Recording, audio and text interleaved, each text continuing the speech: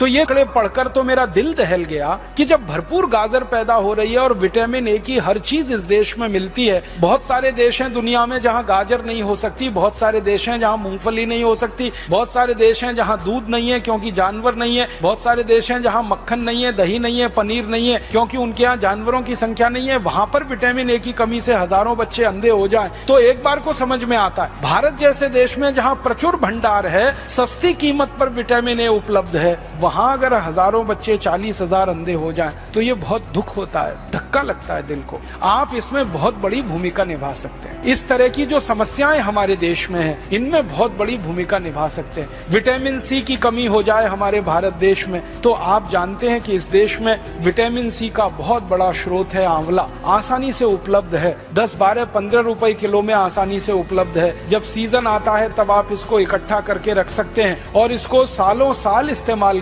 कर सकते हैं। तो आंवले के कई उत्पादन हैं, लेकिन लोग चाहे तो इसको अपने घर में ही तैयार करके हमेशा के लिए रख सकते हैं। इतना बड़ा स्रोत है विटामिन सी का। अब हमारे पास प्रकृति ने दिया, भगवान ने दिया, विटामिन ए के स्रोत हैं। विटामिन B12 की तो भारत में कभी कमी नहीं हो सकती क्योंकि यहाँ के लोग जितने तरह की सब्जियां खाते हैं, जितने तरह के फल, मौसमी फल खाते हैं, सवाल ही नहीं उठता कि हमको विटामिन B12 कभी कमी हो जाए। ऐसे हमारे देश में प्रकृति के द्वारा जो बहुत सारे समृद्ध पदार्थ हैं, सस्ते हैं, कीमत में आसानी से उपलब्ध हैं, हर जगह होते हैं। सबसे बड़ी बात है कि आंवला भारत में हर जगह आसानी से मिल जाता है, गाजर भारत में हर जगह आसानी से मिल जाती है, टमाटर हर जगह आसानी से मिल जाता है। तो क्यों नहीं हम इनका हमारे मरीजों में, हमारे देश के साधारण नागरिकों में प्रचलन बढ़ाएं और इस प्रचलन को हमारे देश में जितना ज्यादा आप बढ़ा देंगे, हमारे मरीजों की फालतू दवाओं पर निर्भरता उतनी कम हो जाएगी। कैल्शियम की कमी के आपके पास जितने सारे मरीज आते हैं और आप उनको कैल्शियम के बहुत सारे स्रोत बताते हैं और आप भारत में बहुत सारी सस्ती चीजों से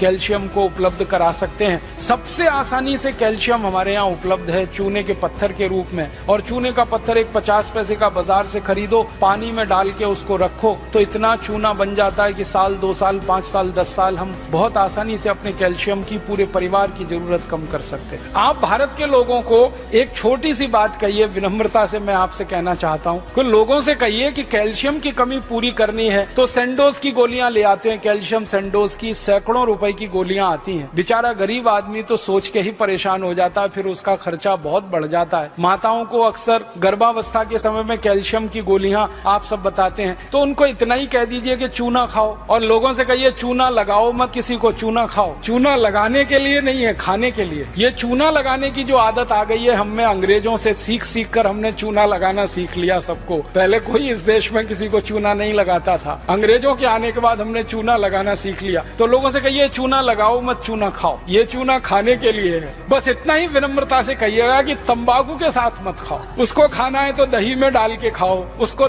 खाना है तो दाल में डाल के खाओ, उसको पीना है तो पानी में डाल के पियो। मामूली सी मात्रा जीरे के दाने के बराबर, गेहूं के दाने के बराबर दही में, नहीं तो दाल में, नहीं तो सब्जी में, नहीं तो पानी में आसानी से खाया जा सकता है और बहुत बड़ा कैल्शियम का स्रोत है। भगवान ने इतना बड़ा कैल्शियम का स्रोत इस देश को दिया है, शायद ही किसी देश में होगा। वो चूने का पत्थर ही है जिससे हम सीमेंट बना रहे हैं, वो चूने का पत्थर ही है जो 20 तरह के उद्योग में जा रहा है। वो ही चूना हमारे मरीजों के कैल्शियम की पूर्ति में बहुत बड़ी भूमिका निभा सकता है। तो ये साधारण सी बातें आम आदमी के दिल दिमाग में बहुत जल्दी बैठ जाती हैं, लेकिन आप कहेंगे तो ज्यादा अच्छे से। कोई दूसरा कहेगा ना तो कुतर्क करेगा, तुम क्या डॉक्टर हो, तुमको क्या मालूम है। लेकिन जब कोई डॉक्टर उसको कह रहा है तो बहुत गहराई से, ये तो परंपरा से आई हुई है बात। चूना उसके दादाजी खाते थे, दादाजी के दादाजी खाते थे, वो भी खाते थे, देखा है उसने। फिर आपने और जोड़ दिया उसमें कि ये कैल्शियम का सबसे बड़ा भंडार है, तो बात तो पक्की बैठ जाएगी उसके मन में। फिर वो अपनी जीवन शैली को इस तरह से बना लेगा